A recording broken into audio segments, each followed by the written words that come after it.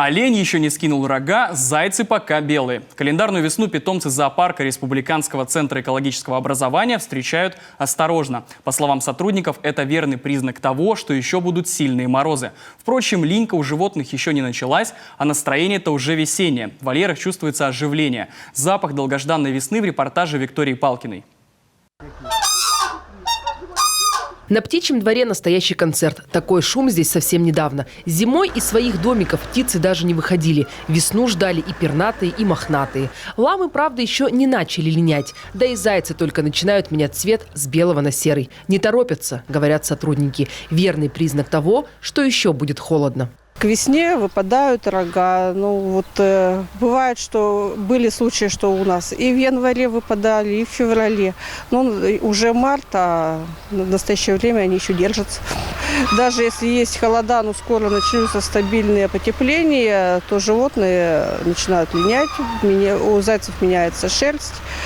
У более пушных зверей она свисает клочьями, становятся такими неопрятными, грязными, но это нормально. Тихо и в национальном парке Кайгородский. Здесь еще и не пахнет весной. Снега много, на звериных тропах спокойно. В летнее время у нас постоянно были какие-то новые обитатели, то кабан, то лось, то медведь, то бобр, то сейчас, конечно, пока у нас ловушки пустуют, потому что медведь спит, но остальные животные так тоже не очень активно начали передвигаться, по крайней мере, в той части маршрута, которые передвигались летом. А вот лошади Сыктывкарского конного центра уже встретили свою весну. Линька началась еще недели 3 назад.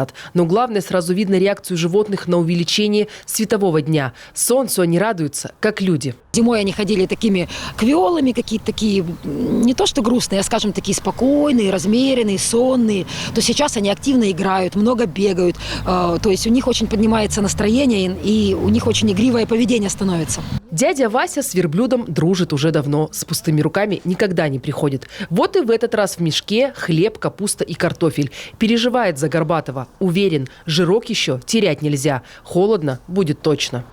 Морозы-то еще будут. Градусов 20, наверное, будет.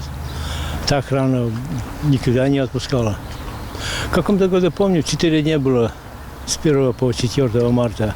Дожди, дорога разрушилась. А сейчас пока нормально. Вот и синоптики предсказали нестабильный март. Осадков будет много, при этом тепло. Но и похолодание тоже стоит ожидать. В общем, ничего необычного. Классический северный март.